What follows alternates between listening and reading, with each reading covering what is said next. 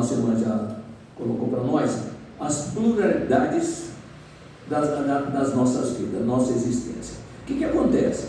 Para entender, quando nós falamos na doutrina espírita, nós já temos algum hábito de estudo, de leitura, não é novidade isso, mas 99% da humanidade, com exceção dos orientais, né, eles acham o seguinte, que Deus cria ou na concepção ou no nascimento. Essa é a ideia que tem.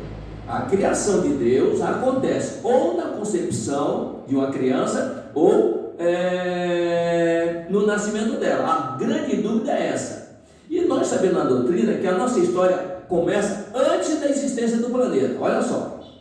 Então ele tem que ir mudando a nossa visão, que tudo que nós fixarmos somente no planeta não deixa de ser uma ideia materialista, porque é a matéria iniciando conosco aqui a nossa experiência. A nossa irmã leu para nós aqui agora a mensagem, né? A gente vê como às vezes acompanha o estudo. Quantas vezes uma nuvem nos cobre, mas tem nuvens que o lavrador agradece a ele, que é chuva que desce para salvar a lavoura. E às vezes vem nuvens que acabam alagando as nossas casas, a gente não gosta. Então depende de como ela ser utilizada de acordo com o que se resolve lá em cima. Por que se resolve lá em cima? Na 539, Kardec pergunta: se os espíritos agem nos elementos da natureza, como por acaso nas tempestades, são muitos, e milhares se reúnem para as tempestades. Então é um ato provocado pela espiritualidade, não é por acaso que surge. Então repara bem, tudo é coordenado e organizado, não tem acaso de forma nenhuma. Questão 539 do Livro Espírito. Nesse caso aí, o que acontece? Nós estamos trazendo, são 32 questões, não dá para trabalhar uma por uma, não é isso? Mas vamos tratar, por exemplo, delas por grupos, são 5 grupos de temas que nós temos aqui. O que acontece? A primeira pergunta diz o seguinte: o que sucede ao espírito de uma criança que morre pequenina? E aí os espíritos respondem: recomeça outra existência. Nós temos que ter muito cuidado com respostas curtas, porque todo mundo entendeu, não entendeu? Mas que outra existência? Para quem não aceita a reencarnação, mas então a existência do outro lado da vida. Mas Kardec, a preocupação de Kardec é, na verdade, fazer enxergar que existem reencarnações para todos nós. Esse é o objetivo da obra. É como lá diz, por exemplo, para nós, na própria Gênesis de Moisés: façamos o homem a nossa imagem e semelhança, não é isso? Chegar nesse nível. O que acontece? Só para ter uma ideia sobre isso, uma criança que desencarna, de certa maneira, às vezes, para os pais que aceitam aquela ideia do anjinho que parte, não é isso? Ele não tem pecado nenhum, não aconteceu nada, não tem, ele vai ter direto para o céu. Então a ideia é essa. De certa maneira, é até um consolo para os pais, saber que o filho não vai sofrer, que não teve erro nenhum, entendeu? O anjinho vai para o céu. Mas na verdade a nossa história é sempre uma sequência muito grande, e nem sempre é a expectativa que nós temos. E o grande erro que às vezes as pessoas cometem é que achar que é um anjinho e a gente pode fazer pedido a eles. Então é isso aí que acaba criando realmente uma carga muito grande, não é isso? Para ter uma noção sobre isso, como é que funciona o processo nosso num corpo físico, nós vamos ter que colocar da seguinte maneira. Se eu colocar aqui para vocês conhecem essa figura aqui, é aquela figura dos planos que nós vivemos no planeta, não é isso? Cada plano desse aqui tem um ambiente diferente. Nós temos um ambiente na face do nosso planeta, nós temos um ambiente diferente no nosso lar, e tem um ambiente diferente nos planos mais elevados. O ambiente é feito pelas vibrações daqueles habitantes que ali ocupam. O mais carregado é o nosso aqui, tem um aqui abaixo de nós que são as trevas. Tem um ambiente ali. Então, o ambiente é aquele lugar onde nós vivenciamos. Se nós formos analisar de certa maneira, o primeiro ambiente que nós tivemos foi quando nós fomos criados antes de vir para o planeta. Nós fomos criados antes de vir para o planeta. Por quê? Onde é que nós fomos criados antes de vir para o planeta? Está na questão 540. Que lá diz o seguinte, que Deus criou um átomo, e esse átomo, na verdade, todos começam até o arcanjo, que também começou por ser átomo. Na resposta final da 540, ela diz: é assim que tudo serve, que tudo se encadeia na natureza, desde o ato primitivo até o arcanjo, que também começou por ser átomo. A admirável lei de harmonia, que o vosso acanhado espírito não está em condições de apreender em seu conjunto. Está falando isso para Kardec. E aí nós vemos pelas questões que nós estamos estudando aqui, que Kardec não tinha quase conhecimento nenhum da doutrina espírita. Então ele está aprendendo aos poucos perguntas simples, como é, por exemplo, essa daqui e a próxima que nós vamos ter, que ele pergunta o seguinte, né? Tem sexo os espíritos? São perguntas que ele vai perguntando porque ele quer saber os detalhes, né? E nesse caso aí, Kardec dá a opinião dele, só que ele fala em função das reencarnações que nós temos que sofrer. Como ele diz, se o homem tivesse uma única existência, então ele já está dizendo que não pode ter uma, e todo mundo acha que é só uma. É difícil você falar reencarnações das pessoas que não são da doutrina espírita, não é isso? Qual o mérito daquele que morre na infância e vir gozar o céu, quando o outro passa dificuldade, vai às vezes sofrer dificuldade no inferno? Então não tem lógica, não tem justiça nisso. Então a preocupação de Kardec é mostrar a necessidade da reencarnação. Só que o popular que não está interessado nessas circunstâncias futuras, para ele é o seguinte: se a criança morreu em terra idade, ela realmente não tem pecado nenhum, mas ela traz um passado com ela. E o nosso pecado maior, o maior que nós temos é aquele chamado pecado original. Está na 115 do livro Espírito. Foi colocado na situação do grande pecado original nosso, de Adão e Eva. Agora, não é possível ser isso pelo seguinte: se a base da nossa doutrina é reencarnação, como é que pode haver reencarnação sem a relação entre o homem e a mulher, o macho e a fêmea? Não existe isso. Então o que acontece? O nosso erro original é na origem, na hora da criação. Lá na 115, nós não vamos usar a palavra espírito, porque Deus não cria espírito, Ele cria uma centelha divina, um princípio inteligente, o ato primitivo que Ele cria. Lá diz: Deus dá determinada tarefa a cada um de nós. Uns aceitam sem murmurar e alcançam mais rapidamente a felicidade prometida. Outros se rebelam e se revoltam, e para esses a eternidade é mais longa. Então aí que nós vemos, são dois grupos que se formam: o que aceita e o que não aceita a vontade de Deus. Jesus idealizou isso para nós através da parábola do filho pródigo, quando ele diz: um pai tinha dois filhos. São dois comportamentos diferentes, o que obedece e o que não obedece. Na 124, Kardec fala para nós: pois que é espírito que desde o princípio segue o caminho do bem absoluto, e que é espírito desde o princípio segue o caminho do mal absoluto, deve haver uma quantidade intermediária. Não, sim, e essa quantidade intermediária é a maioria. Então o que Kardec chama a atenção é o seguinte: existem três níveis: os que seguem o caminho do bem absoluto, os que seguem o caminho do mal absoluto, e aqueles que ficam meio lá, meio cá, que é a maioria. Então são três níveis, né? Então esse que segue o caminho do mal absoluto, esse chega um momento, quando se é possível construir planetas, que Deus não opera na matéria, na terça 36b nós temos isso, então eles são transferidos para um planeta. Nós vemos essa transferência na questão 234, 235, 236, que são os mundos transitórios. Tanto é assim que quando Kardec pergunta na 236, se os seres que vão a esses mundos transitórios são seres corpóreos, não. Estéreo deles a superfície, os que os habitam de nada necessitam. Ora, só para entender, realmente, chegamos aqui sem corpo, nós não temos corpo. A centelha não tem corpo. Nós só vamos ter corpo quando nós chegarmos no planeta, porque aí nós temos que ser controlados, porque sem corpo ninguém controla a gente. Sem perispírito nós não somos controlados. Por isso que é todo esse trabalho de construir um mundo. Então Deus não obriga a gente a fazer nada, e Jesus também não obriga. A circunstância que foi preparada, que nós somos obrigados, se quisermos continuar vivendo em liberdade, que nós buscamos a liberdade. Então, como é que acontece? Quando Kardec escuta que os que vão a esses mundos não têm corpos e eles terem a superfície, os que vão para lá de nada precisa, nós pulamos duas questõezinhas na sequência que ele faz. Kardec trazia uma pergunta só, mas dependendo da resposta ele fazia 5, 6 perguntas e depois subperguntas. Aí na dele pergunta: sendo transitório o estágio desses mundos, até um dia pertencerá ao número deles? Já pertenceu. Kardec está pensando que vai acontecer, já aconteceu. Em que época? Durante a sua formação. Então nós chegamos aqui durante a formação do planeta, e nós vamos ser lançados na matéria para viajarmos na matéria mineral, vegetal, animal, para chegar no nominal. Chega no nominal que surgem as reencarnações. É só aí que nós vamos tratar agora nesse assunto. que acontece? Quando a nossa irmã lê o texto aqui para ele, só para ver, hoje nós temos informação de que Kardec não possuía. Essa mensagem que ela leu aqui para nós, Emmanuel disse que da nuvem saiu realmente uma voz: eis o filho amado, né? A lei ele ouvis. E ali estava presente naquela reunião Moisés e Elias.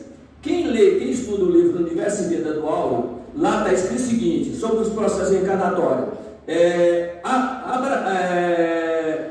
Jacó, que foi neto de Abraão, mais tarde voltaria como Moisés, depois como Elias, depois como João Batista.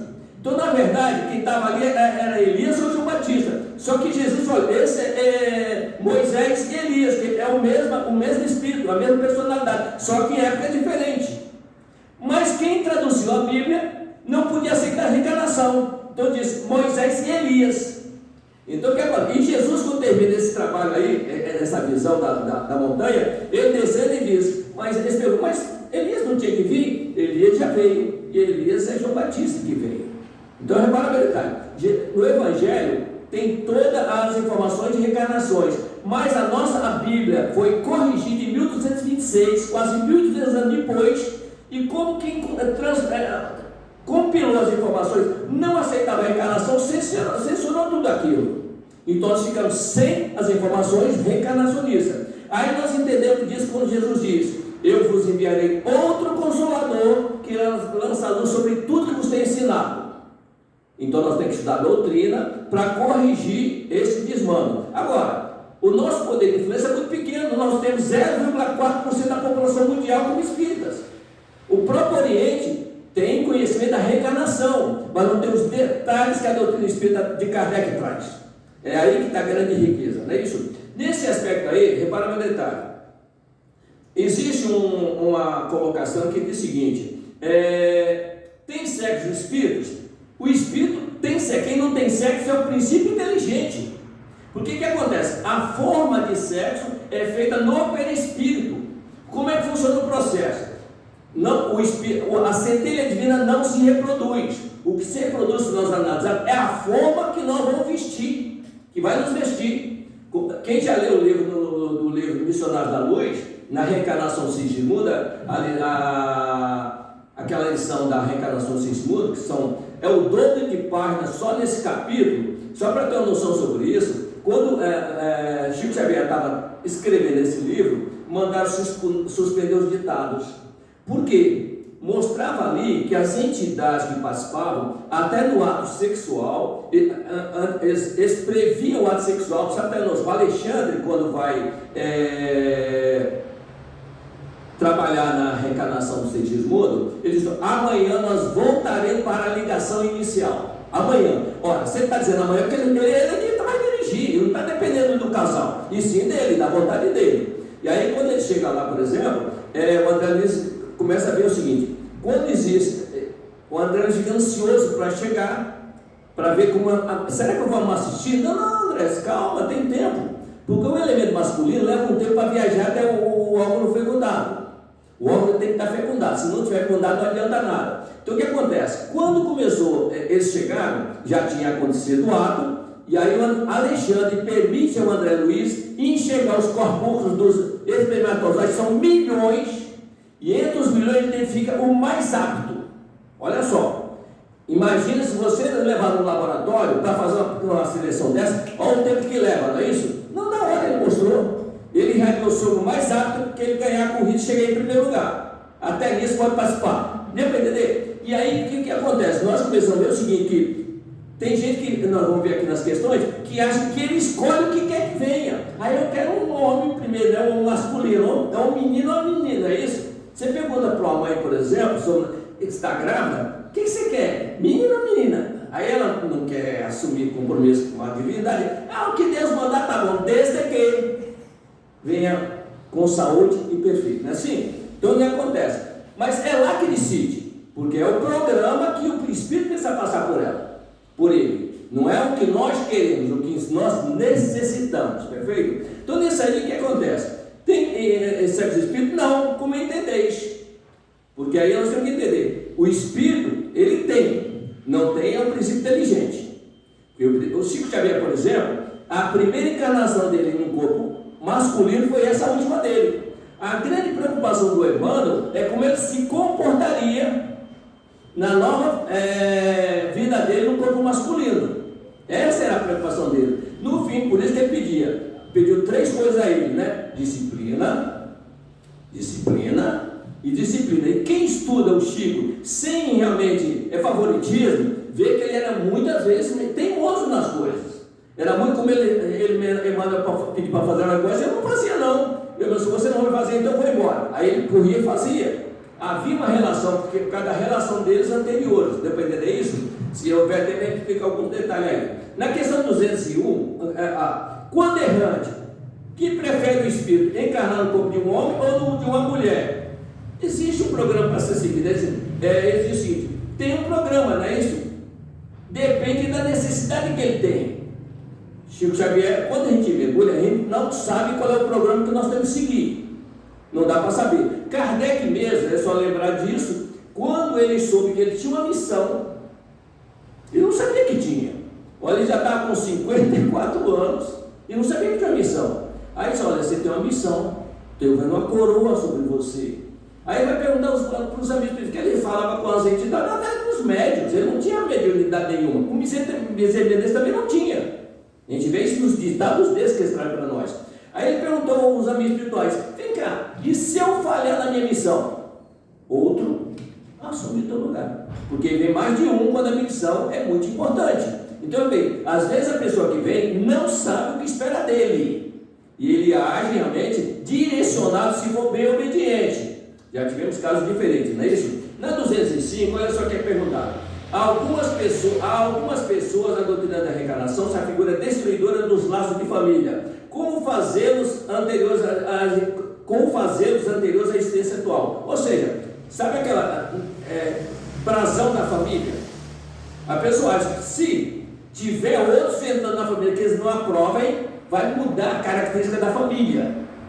Porque acredita-se aqui, aquela família é mais privilegiada do que a outra, não é isso? Isso aí é parte de orgulho que ainda nós possuímos. Nós temos que acabar com orgulho, vaidade e egoísmo.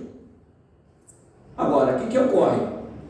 Aí, Kardec pergunta, há algumas pessoas na doutrina da reencarnação se a figura destruidora dos laços de família. E os espíritos respondem, ela os distende, não os destrói. Porque nós temos 2 tipos de família: a espiritual e a corporal. Nós, quando falamos de família, claro que como é que a gente não pensa na família com aquela ideal, não é assim? A gente pensa assim. A gente quer uma família ideal. Um pai, uma mãe que faz a vontade da gente, não é isso? Os parentes nos agradam. Só nos agrada, a gente não quer agradar eles, a gente quer que seja agradável. A mesma coisa acontece numa empresa que você vai trabalhar. Imagine só, uma pessoa numa família é carregada no colo. Ele começa a trabalhar, as pessoas maltratam ele. Ele tem hora que não quer trabalhar, porque lá na família dele é uma vida que ele quer. Ele é bem quisto, ele é atendido. Agora, se ele tiver um clima ruim na família, ele não vê a hora de trabalhar, porque a gente quer um lugar que nos atenda às nossas vontades. Essa é realmente a necessidade que todos nós temos, não é isso? Então, repara bem uma coisa. Quando nós começamos a falar com a família, nós esquecemos de um aviso, alerta que Jesus nos deu. Ele disse assim, não julgueis que eu vim trazer a paz, eu vim trazer a espada. Pois após mim, numa casa de 5 pessoas, serão 3 contra 2, 2 contra 3. É o pai contra o filho contra o pai. A mãe contra a filha contra a mãe. A nora contra a sogra contra a nora. Em verdade vos digo, os piores inimigos de qualquer pessoa serão seus próprios parentes. Por que isso? Porque é justamente nessa situação que mergulham desafetos para conciliação entre nós.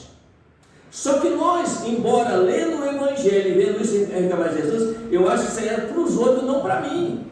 Mas aí ficamos insatisfeitos com certos familiares, que às vezes nascem num parentesco de 2º grau, daí, gente, eu gosto nem daquela casa, eu não gosto como fulano está lá, né? A gente não quer ir, e era justamente esse o motivo de estar lá, para poder acabar com esse ranço de animosidade que nós temos. No Natal, às vezes, acontece muito disso.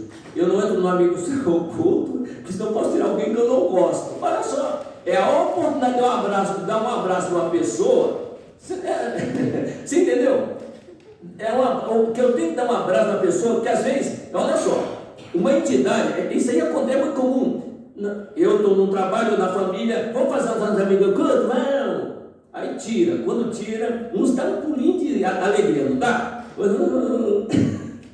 E aí o que é comum acontecer? Aquele que não gosta muito, chega lá, vó, troca comigo. Pai, troca comigo. E fica trocando. E as pessoas trocam. Quando na verdade aquilo ali era um impulso para a gente ir lá e apertar e abraçar a pessoa. Se no ato natalino que eu reverencio a ação de Jesus sobre nós, eu não faço isso, então eu não obedeço a Ele. Porque Ele diz: a lei vos diz, amai os vossos amigos e odiai os vossos inimigos. Eu, porém, vos digo, amai os vossos inimigos e orai pelo que vos perseguem e caluniam. Ele manda fazer o inverso. Então nós, de certa maneira, agimos ao inverso, né? Na 206A, continuar aquela pergunta 205, assim, ela, no entanto, diminui a importância de a família, né? Ela, no entanto, diminui a importância de alguns que dão a genealogia, visto que qualquer pode ter sido por pai um espírito que haja pertencido a outra raça ou que haja vivido em condições muito diversas. Exato, mas essa importância assenta no orgulho. Fica bem detalhe. A família está formada. Quem tem o quê? Um pai e uma mãe. Via de regra, não é isso? Mas às vezes a família se forma por adoção também. Nós temos muitos desses casos aí, não é isso? São programados lá em cima, é programado tudo lá em cima, aqui que se realiza. E às vezes a circunstância de chegar até nós, nem sempre é aquela normal. Só para, se alguém já leu aquele livro Obreiro da Vida Eterna, nós temos um caso aí que uma senhora evangélica, o Jerônimo veio para buscá-la no desencarne dela, e quando eles chegam na casa dela, tem umas entidades do lado dela.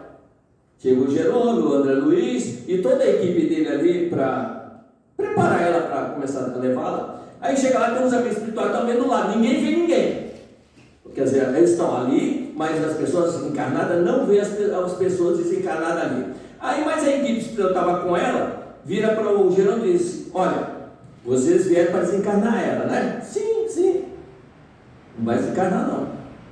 Ela vai continuar vivendo. O André Luiz fica meio indignado. Por que diz? Gente, mas é o nosso trabalho de desligar ela. Como é que diz uma equipe aqui que eu nem conheço, mas é que nós vamos fazer? Calma, André. A gente tem essa mania, né? Vai lá para fazer. Não, vamos fazer. Está doidinho para fazer. Não quer saber se está certo ou errado.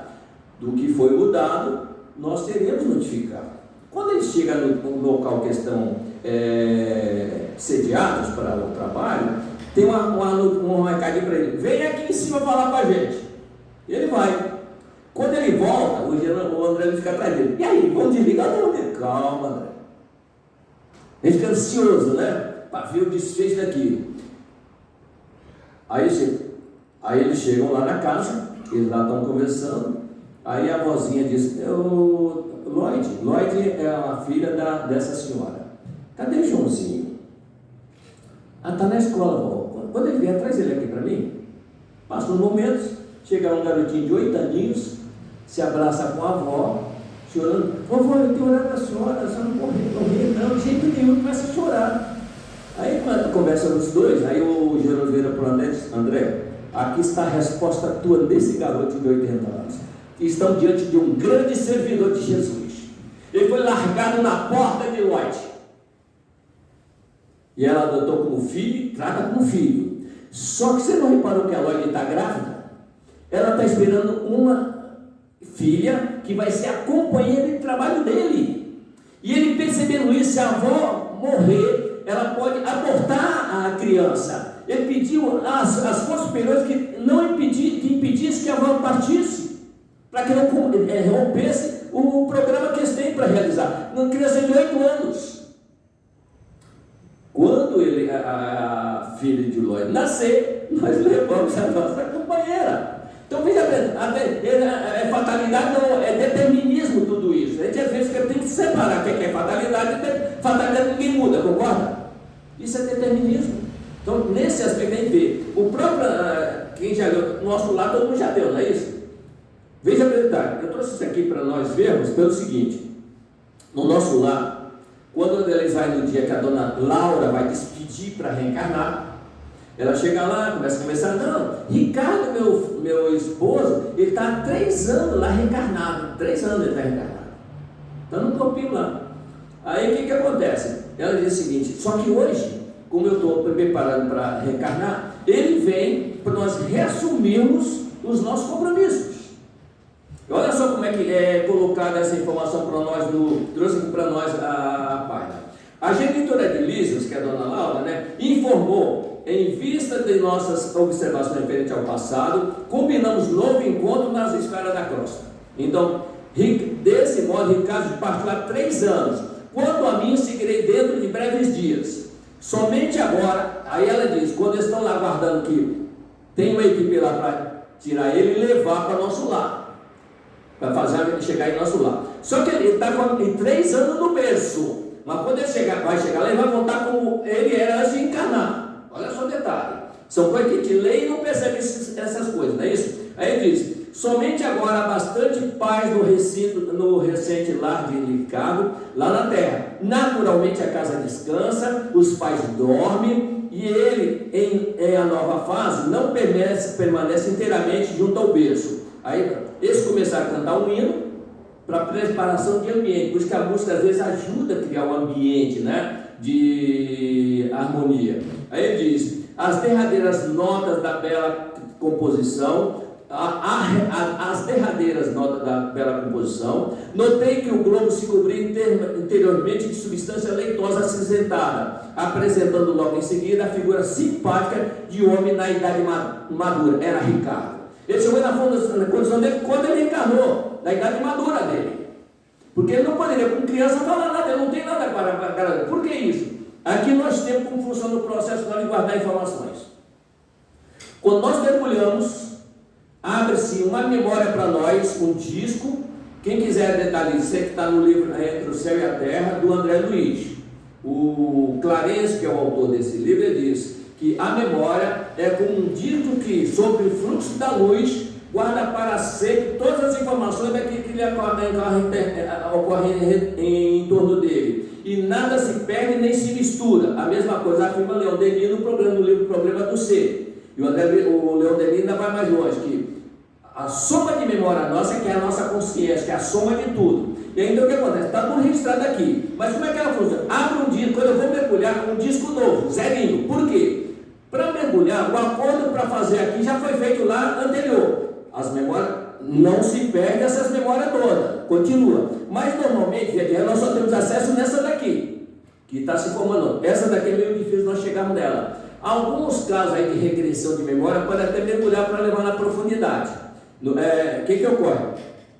Eu mergulho, não sei, por intuição, que é nós podemos ter ideia do que eu tenho que fazer. Mas existe em nós uma seguinte característica. Nós temos, quando se nasce uma criança, nós temos que observar nela assim, quais são as tendências ou características dela. O que significa isso? Por sermos divinos, a característica nossa é fazer as coisas corretas. Mas como desde o início nós não fazíamos do jeito que Deus pedia, nós temos que construir a nossa tendência. Porque essa raciocinar assim, se não começa a obedecer o Criador, porque eu vou obedecer você agora? Entendeu isso? Não obedece. Já notaram isso? Olha, eu até podia fazer, mas quer saber uma coisa? Se me pedisse de outro jeito, até faria. Mas do jeito que me pediu, não vou fazer. Eu prefiro até sair. É muito comum a gente inventar isso. Isso é tendência nossa. A tendência é não fazer o que é correto e recomendado pelas aqueles que nos dirigem. Que Deus me perdoe. Ainda fala assim, né? Que Deus me perdoe, mas eu não vou fazer. Pede perdão sabendo que está errado. Então é um erro consciente isso, né? Então nesse aspecto que nós vamos tendo, voltando no Ricardo. O Ricardo, olha só, o Ricardo está com 3 aninhos aqui no corpo. O pai está dormindo, está tudo tranquilo. E o que nós temos que chamar a atenção é o seguinte: às vezes nós conhecemos uma família que está com uma criança desse jeito, estamos lá perto da casa dele. Vamos dar uma chegadinha lá na casa de fulano, ver lá o Ricardinho que está lá, 3 aninhos, a gente adora ele, né? Ah não, uma hora dessa, não, mas ele gosta da gente, não é assim? Chega lá, é numa hora que vai levar ele para um passeio no plano espiritual, e chega lá, os pais falam, não, ele está dormindo agora. Não, acorda ele, ele adora a gente. Deu para entender? Insiste. Interrompa o programa. Só pensa em si. A gente tem que ter cuidado com esses nossos avanços de liberdade, conhecendo o que nós conhecemos. Está dormindo? Deixa dormir. Nós não sabemos o programa que está cumprindo. Mas às vezes nós chegamos lá, não, olha, é só dar um abraço nele, mas... e chega lá e está dormindo, não vou nem encostar nele, vai ficar cutucando para ele acordar. Percebeu? Cutucando para ver se ele acorda. Chega, começa a chorar, porque ele saiu do programa que ele estava feliz. Agora vem a ação natural dele. Percebeu o detalhe? Ah, mas ele gasta tanto da higiene, vocês pedem desculpa. Não, tudo bem, não vá. Vai na hora que ele está acordado. Ok? A gente tem que respeitar essas coisas, para quem sabe, né? E respeita essas coisas. Agora, repara o detalhe. Ela está aqui. Olha só essa questão para nós. Do fato de não haver filiação entre os espíritos dos descendentes de qualquer família, sentenciar que o culto dos avós seja ridículo? De modo nenhum. Mas ficai certo que os vossos antepassados não se honram com o culto que lhes atribui por orgulho. Olha só o que é essa relação de cultuar o que parte. Se possível, se quiser venerar a memória de alguém, faça o bem em nome dele. Faça o bem em nome dele. Se vocês repararem, sabe aquela, Kardec diz, a igualdade perante o túmulo? Já viram esse ponto aí, né? Igualdade perante o túmulo. O que é igualdade perante o túmulo? É só raciocinar. Você fala igualdade perante o túmulo, é o seguinte, no túmulo todo mundo se iguala. Isso é uma ideia materialista. Por que isso? Jesus contou uma parábola para nós, a parábola do rico e de Lázaro, que diz o seguinte, vocês conhecem a parábola, o rico e de Lázaro. Morre o rico e morre o pobre. O pobre morre e vai para o seio de Abraão. O rico morre e vai para o Hades, para o sofrimento. Aí que está a grande diferença. A igualdade, a desigualdade é no túmulo. Aí que nós vamos ver a diferença entre um e outro. Para onde vai um e para onde vai outro. O que é igualdade é para o corpo, não é para mim, não. Não é para nós, não. Nós confundimos a coisa. A igualdade é para o meu corpo, mas isso é uma ideia materialista. Então a gente tem que começar a raciocinar dessa maneira. Um vai para um lugar, outro vai para outro lugar. Tanto assim que Jesus coloca, né, que o rico, que tinha tudo aqui, vai para o sofrimento. E o pobre do lado, que sofria demais aqui, vai para o seio de Abraão. É ele colocando a palavra para chamar a nossa atenção. E nós, através da doutrina, temos que enxergar essas coisas. Como acontece? Acontece com aquele que Jesus falou, acontece em outros livros, também com aqueles que nós conhecemos no nosso dia a dia. Sobre a parecença física e morais, na 208 é perguntado o seguinte: nenhuma influência exerce os espíritos dos pais sobre o filho depois do nascimento deste? Pelo contrário, é aí que tem que haver uma ação dos pais. E de que maneira? É muito comum, às vezes um filho tem, imagine só uma criança que tem compra os brinquedos, ganha os brinquedos às vezes caros, né? E quando chega os amiguinhos dele, ele empresta esse brinquedo e vai lá e quebra o brinquedo dele. Se você emprestar dessa vez, eu não compro mais o brinquedo na parte. Já notou isso? A criança é desprovida. Se você quiser analisar uma criança ou um grupo de crianças, coloca todos eles numa sala, por exemplo. Imagine 10 crianças com 50 brinquedos. Brinquedo para todo mundo. Um vai correr, quer abraçar com tudo uma vez só. Ou só pega aquele que ele quer. E às vezes o que pega um só e está brincando legal, aquele que pegou 10, toma dele porque ele está se divertindo com aquilo. Isso é possessivo, é tendência a isso, já dá para enxergar isso, tem que começar. Não é dar bronca não, é corrigir. É corrigir. Analisa dessa maneira o comportamento da pessoa, né? Então, às vezes, as pessoas não fazem dessa maneira. Ela valoriza aquele, não, ele depende do que é dele. Não é assim não. Às vezes a criança não quer dar e a mãe quer que ele dê. Não, ele vai quebrar, né? Tudo bem, está dizendo que é dele, mas ela também é um egoísmo da parte dele. Não, ele vai tomar conta disso. Olha, você não pode quebrar não, não é isso? Se ele quebrar, a gente compra outro. Outra coisa que nós temos que ter cuidado com as crianças é o seguinte: começa dois parentes brigando, 2 irmãos ou 2 primos, parente aí começa a brigar, você não pode brigar com ele não, que ele é seu primo. Para um pouquinho. Não pode brigar porque ele não pode brigar porque ele não pode brigar. Tanto é que às vezes você está vendo as crianças brigando, não briga ele não é nada meu. Quer dizer, se é nada meu, eu posso. É mal a informação. A criança está recebendo informação que ele ainda não pode deduzir sobre o que pode ou não pode. Ele tem que ser bem claro para ele. Não pode brigar que isso é feio e não é bom para você. É só isso. Não é seu irmão, seu primo, quer dizer, então com os outros pode. É muito comum ajudar a pessoa está precisando de ajuda. Ele não é nada meu, não é assim? Nós usamos essa expressão. Ele não é nada meu. Nós perdemos a ideia da família universal que nós pertencemos, né? Pelos seus pensamentos impressos, pode os pais, olha só essa questão aqui. Pelos seus pensamentos impressos, pode os pais atrair para o corpo a informação do filho um bom espírito? Olha a pergunta de Kardec, é possível. Meu filho, eu estou esperando um filho, ele já sabe que o filho está ali desenvolvendo. Então ele vai pedir, fazer um pedido, pressa, para vir um bom espírito, ele já está ali. É o próprio espírito que multiplica as células para construir o corpo. Ele é ajudado quando não tem preparo para isso. Só para ter noção sobre isso, tem 2, 3 níveis de reencarnações, pelo menos genericamente falando, não é isso? No livro do Missionário da Luz, nós vemos isso colocado por Alexandre. Ele diz: existe espírito de elevação que quase dispensa a nossa cooperação. Ora, é só raciocinar. Se os elevados quase dispensam, então ninguém pode dispensar. Se os elevados dispensam. Agora, o 6 segundos recebeu assistência. No ação e reação, já tem o diferente. Lá é perguntado ao Druso o seguinte, que é o responsável pela mansão, o Druso responde pela reencarnação? Não. Ele apenas sugere aqueles que precisam reencarnar. Mas para reencarnar espíritos inferiores, vem seres de grande elevação para cuidar das reencarnações deles. 2 vezes por semana eles comparecem aqui no Senado para analisar cada caso, para autorizar as reencarnações. E às vezes até acompanhar essas reencarnações.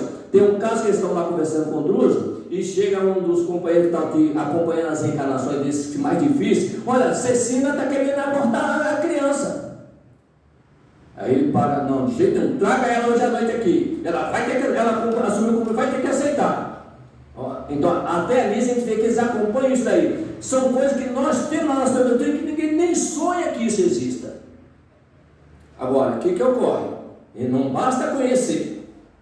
Tem que aprender a lidar com o conhecimento que nós temos. Quem mais será cobrado, a quem mais foi dado, não é isso?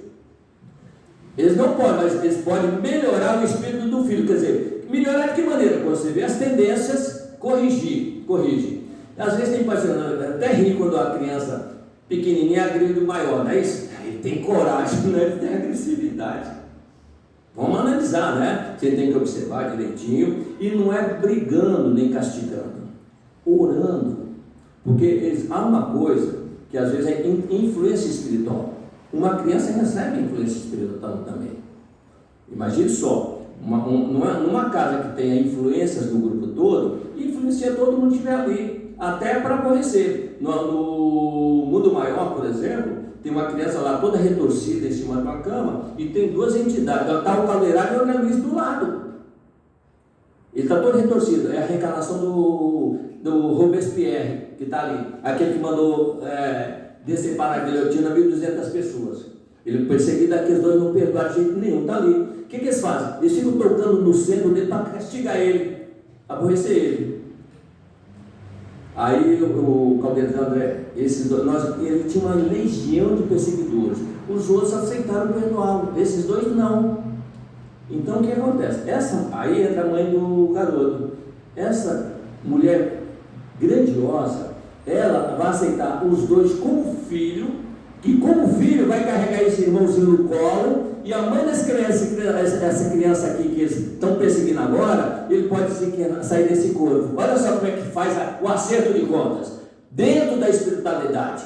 E aí nós entendemos, Jesus diz: vinde a mim, todos vós que estáis cansados e sobrecarregados, que eu vos aliviarei. De que jeito? Participando com todo mundo de um programa que é dirigido por eles.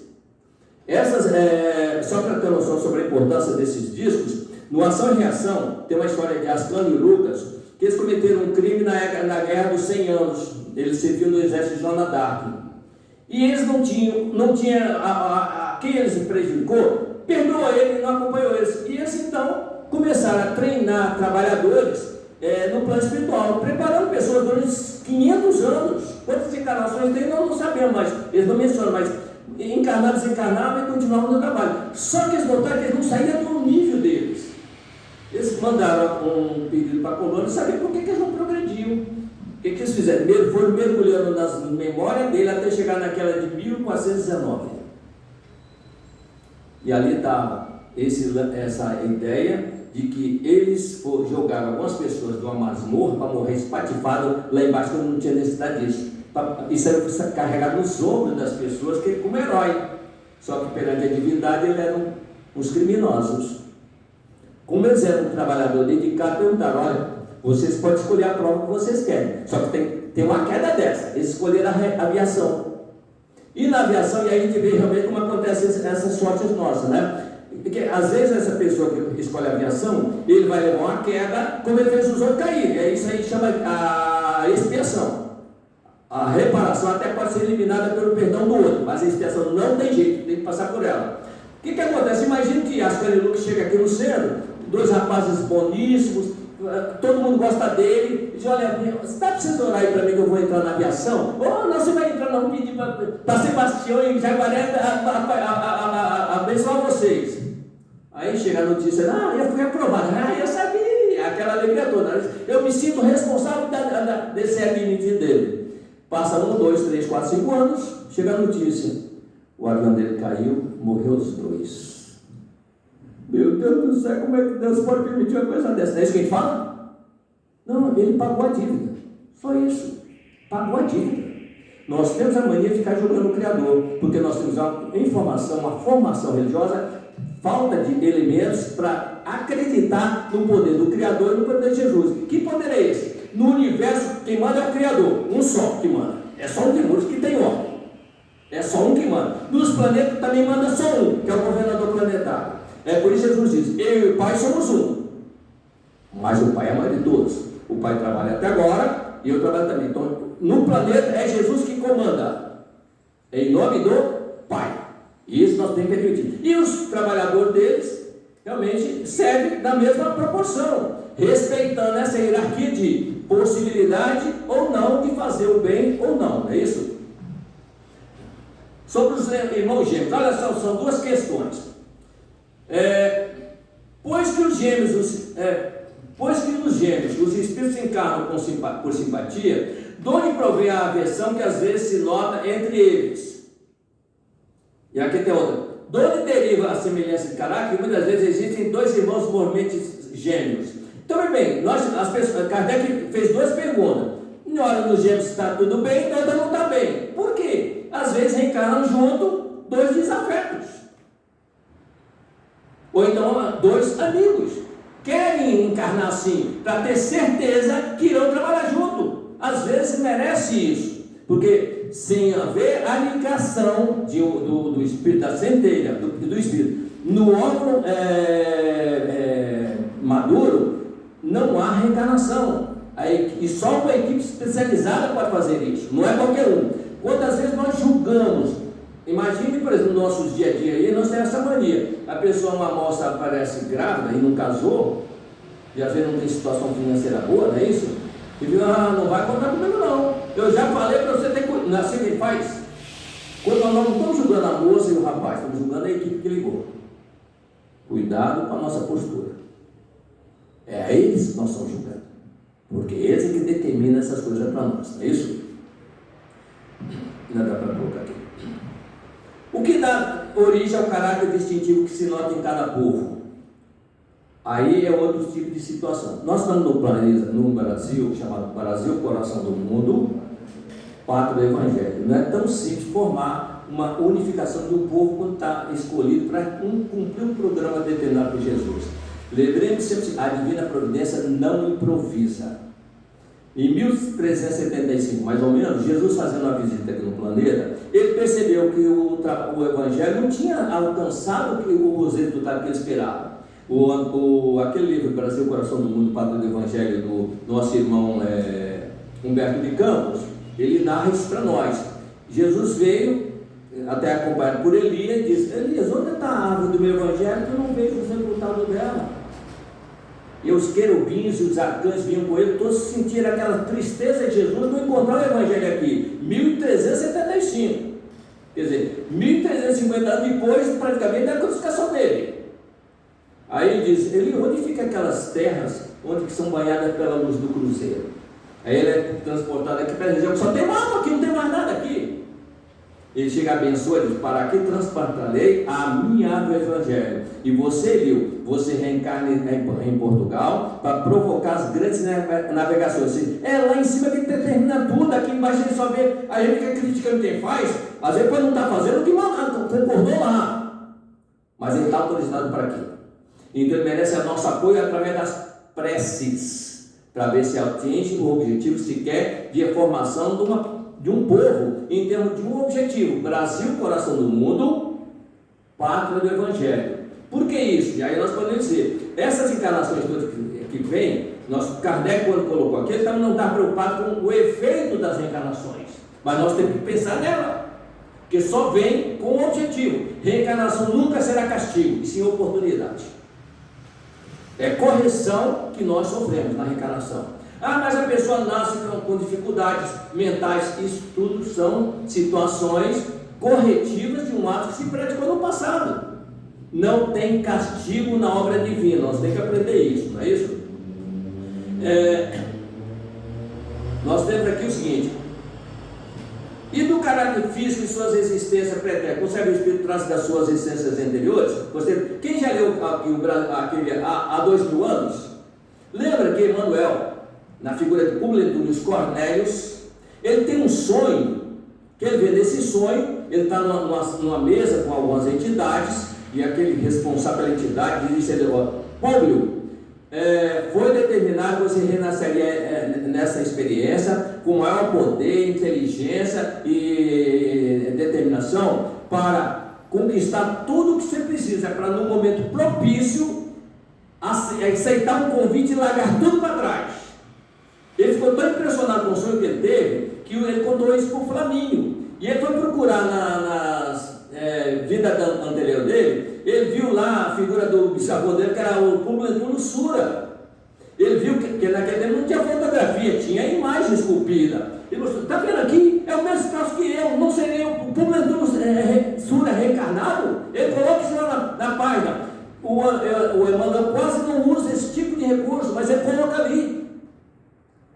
Aí o Flamengo diz: olha, você está impressionado, realmente é parecido mesmo. Aí você pode dizer que fala, parece, não é isso? Parece, mas não é, mas era. E aí realmente ele fica com aquela impressão. Surge a necessidade dele ir para a Palestina para curar a filha dele, que era a Lívia, que era o Chico Xavier, que nós conhecemos. Chega lá, ele com a pele toda, começa tudo realmente com a hanseníase, né? Começa a ficar tudo purgando e tudo mais. E até que um dia ele chega no bercinho dela e diz: filhinha, diz que você quer. Papai vai buscar em Roma, manda um navio buscar as coisas todas, os teus brinquedos, tudo. O que você pedir, papai faz. E ela começa a tentar falar com ele assim, fazendo: não, filha, fala. E ela diz: papai, eu quero ver o profeta. Olha só, eu quero ver o profeta. E ele, no dia seguinte, sai procurando pelo.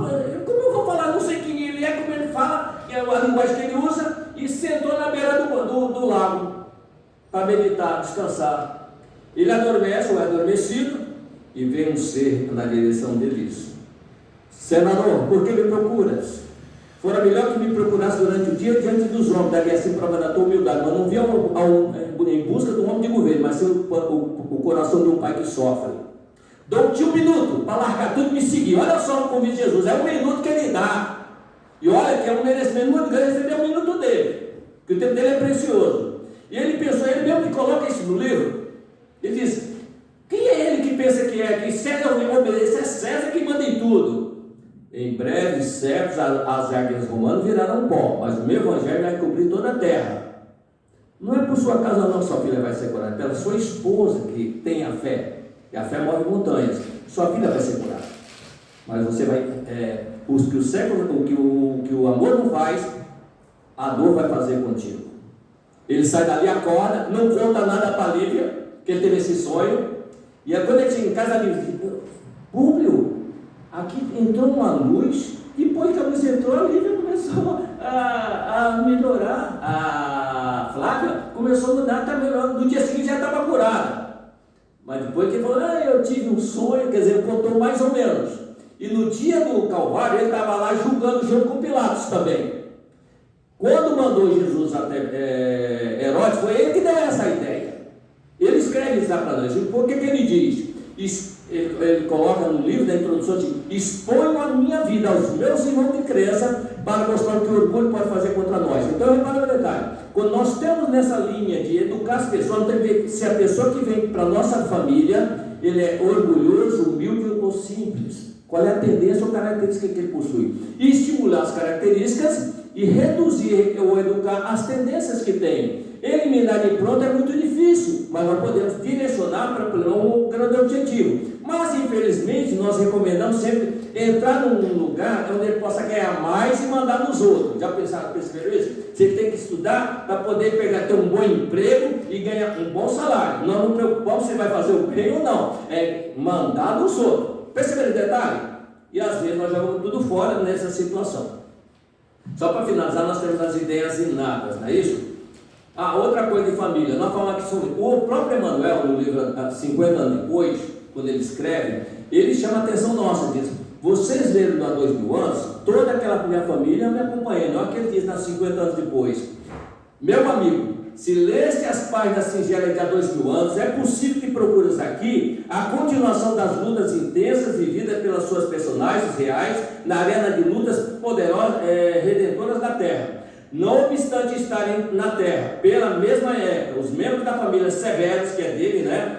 Flávia e Marcos Lentulo, Saúl e André de Giórias, Aurélia e Sulpício, Fúvia e demais comparsas do mesmo drama, deve esclarecer que todos esses companheiros de luta morejaram na ocasião, morejavam na encarnação, em outros setores de sofrimentos abençoados, onde o senador Publio Lentulus aparece aos seus olhos na alimentária de um escravo já na idade madura, ou seja, estava todo mundo com ele, mas não vivendo na família dele. Nós não escolhemos família, nós fazemos um programa, apresentamos um programa para ser cumprido aqui. Enquanto nós escolhemos, nós não estamos a ponto de atender um convite. Só para ter ideia sobre isso, a gente tem que colocar o seguinte: Jesus escolheu Kardec para vir codificar. Ele escolheu. Hoje nós temos essa informação. Jesus chamou ele e disse: você vai cuidar dos sentimentos. Os outros que vão contigo vão cuidar da ciência, vão receber louros e condecorações. Você não, você vai lutar com a dificuldade de fazer direcionar para o meu evangelho. Isso aí ele coloca para nós. Quem fala com Deus é aquele, esqueci o nome dele agora, do espírito que escreveu. Daqui a pouco eu me lembro. Mas quando ele por exemplo, está colocando dessa forma, nós também verificamos o seguinte, que ele diz que, na verdade, quando nós às vezes mergulhamos para um trabalho desse, nós vemos com a condição de fazer um pouco mais do que nos pede, mas muitos de nós não fazemos nem metade do que nos pediram, e às vezes até sai daqui mais complicado do que nós fazemos. Então, quando nós começamos a verificar essa maneira de agir, de relacionar, nós temos que começar a verificar o seguinte: eles escrevem para nós para vender livro não, gente. André Luiz, Emmanuel, Gisele Menezes, eles não estão preocupados em vender livro, nem chamam criar só emoção dentro de nós, é responsabilidade. O Emmanuel e o André Luiz, eles trazem informações para nós vermos como é que funciona o mecanismo, porque foram levados Teresa d'Ávila, aquele outro Dante, levou também aquele, que até um dos grandes continuadores da doutrina, que me esqueci o nome dele agora, Swedenborg. Só que eles viram o plano espiritual e trouxeram para cá a ideia que eles tinham dentro deles, a opinião deles, e não que eles viram lá em cima. A Teresa d'Ávila foi numa região de dor e sofrimento, ela viu o inferno. Teve um que achou que estava, o Swedenborg achou que estava em Marte. Olha só.